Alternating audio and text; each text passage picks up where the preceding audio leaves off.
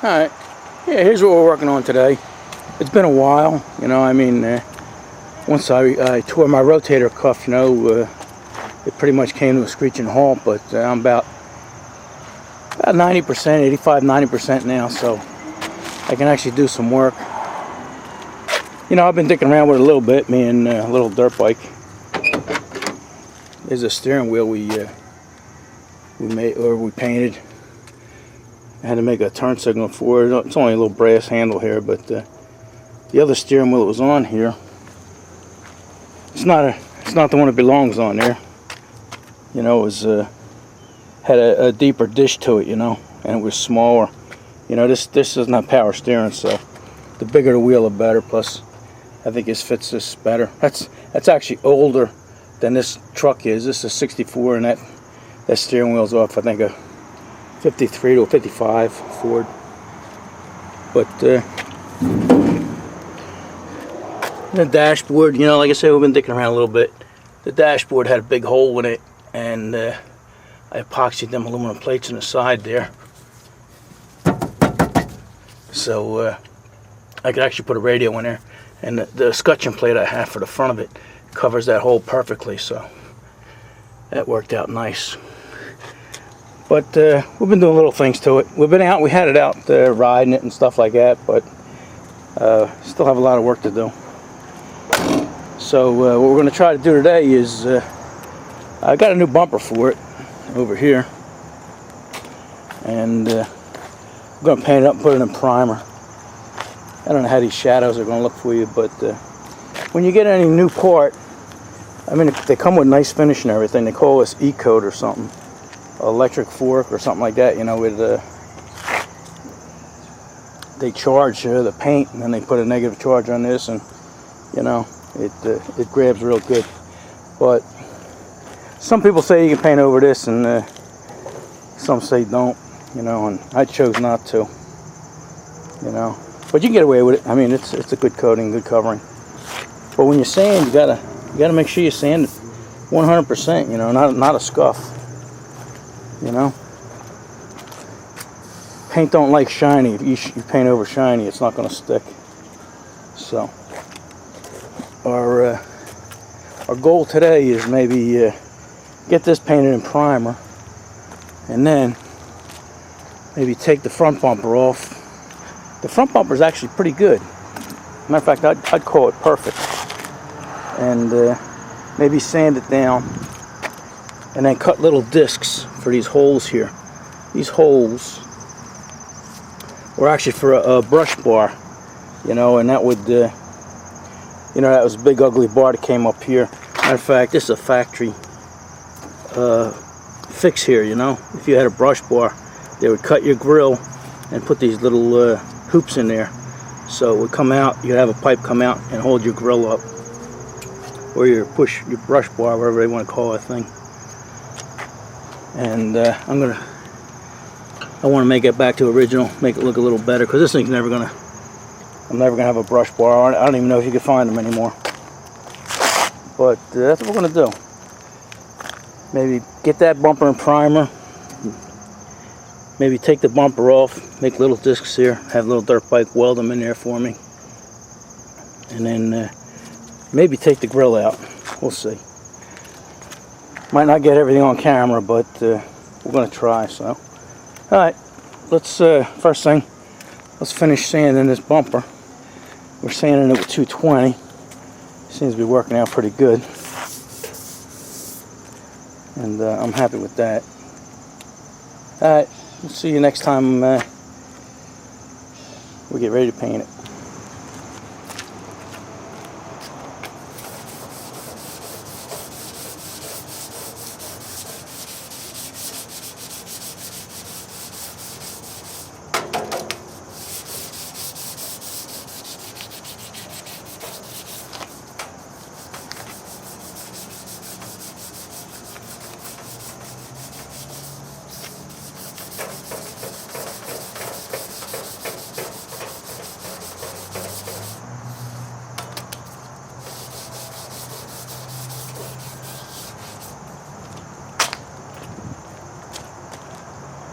Go away, I'll be right back.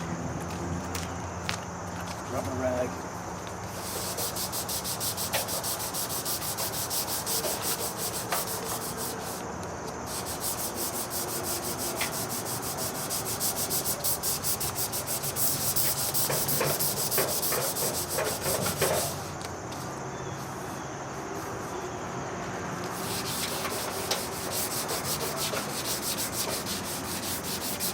Doesn't matter if you go through the paint, because like I say, you're going to prime it anyway.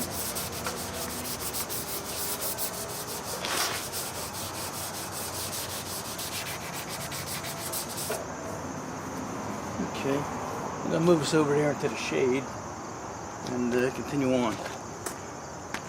Alright, we're all sanded down here, so I'm going to blow it off now and we'll degrease it, huh?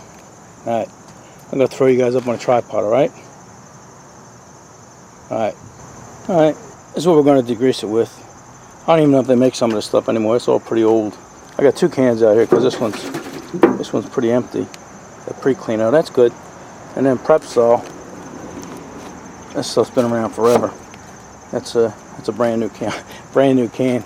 Still about 30 years old, starting to rust away. But never been opened. So, all right, let's do some cleaning.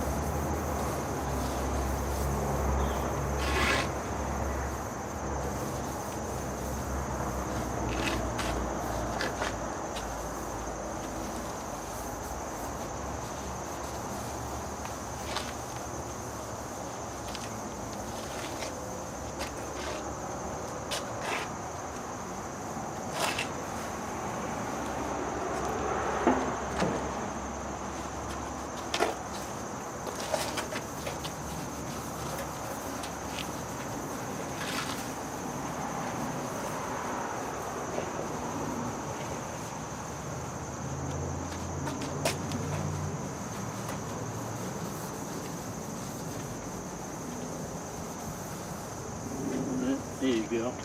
Some people don't like using paper towels because it leaves lint on there, but I'm going to blow that off, and it's only a bumper anyway. So, we'll see you over in the paint booth. Alright, yeah, we got ready to paint, and we ran into some problems here. I was using this is a Bink 7. This is what I use for priming. And the last time I used it, I even forgot what I was priming, but what most of us painters do is if we have something that we're going to keep doing and doing, you know, we'll leave the paint in here and just hang it up, you know, and use it the next day and the day after and stuff like that. And what happened is I had lacquer in here, lacquer primer, and I don't even remember the last thing I painted, but I mean, it was still fluid and everything, but it's clogged up, so I can't use it. I'm going to have to take it apart and clean it. And then I went to my, I had a couple of other backups here, and I look at them, and they're all pretty cruddy too. And this is the gun. This was my go-to gun back in the day. You know, I love this gun. It would had such a nice pattern and everything. You know, and it's an off-brand. It's a Marson's. They're still in business. It says a division of Swingline, but this must have been like an experiment. You know, where they made a spray gun, and it was excellent. But but it needs seals and needs a rebuild, and I can't get a kit for it. I can't find a kit nowhere. So if somebody, it even has a serial number on it, but if somebody knows where I can get a rebuild kit for this gun, let me know. Looks like it's a model MC, you know. Give me a link to people that rebuild them and stuff like that, you know, because it isn't worth paying $125 or something, you know, to rebuild that. I don't even know if they could. Like I said, I can't find a kit for it, you know. But I'll probably rebuild this one. I got a couple other guns up there in the loft, you know, them low pressure guns, but I hate them. And then I got another one over here I could use. But what I did have is this, which is pretty neat. I had this on a shelf for years. Never used it, don't know where I got it. But let me get this out of the way. Bear with me here, bear with me. But it's a brand new gun. You know, it's your mechanics, you know, but it says it is a professional, the professional series, and never used it. And I think it's actually a knockoff of the Binks 7. You know, the Binks 7. See, it even has the hose coming out and stuff like that. The Binks 7 was probably the most popular,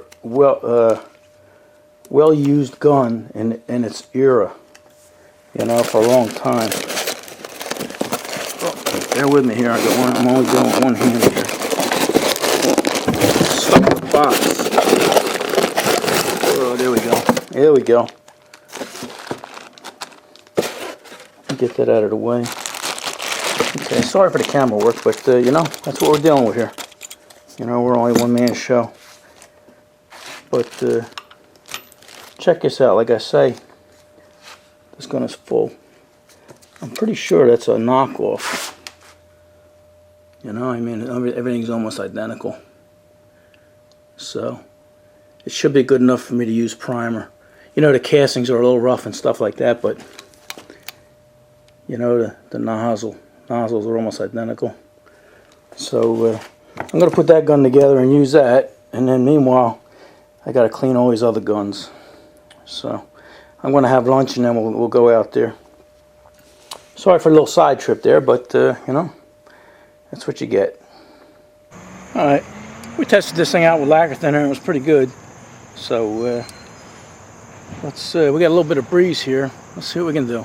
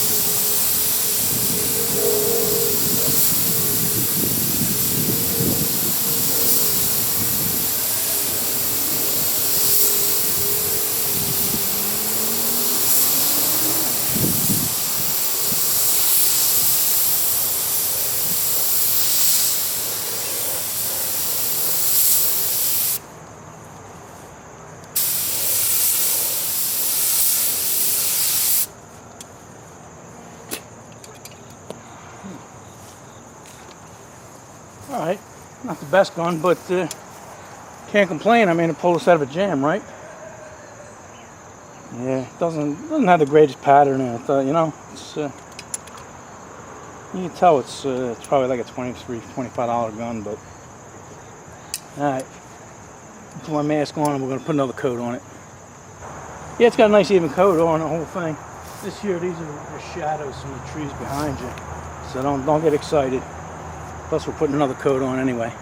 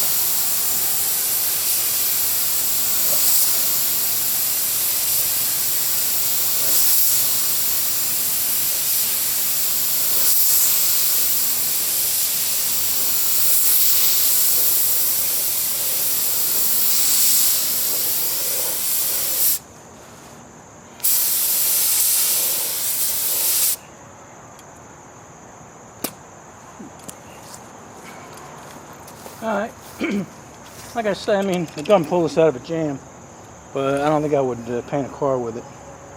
So, we'll let that dry, and it should be dry in a couple minutes. It's only lacquer. Alright, we'll take a look at it in a few minutes. Alright, yeah, we're happy with the way that came out. I mean, considering it was that fake gun, you know, that knockoff. I think I will. I might continue using that as a primer gun, and I guess I got to go in there and take that Bink 7 apart and clean it up and get a rebuild kit for that and get that ready for the real deal.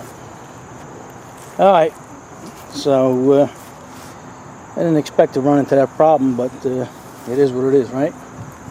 Alright, we'll see you in the next one.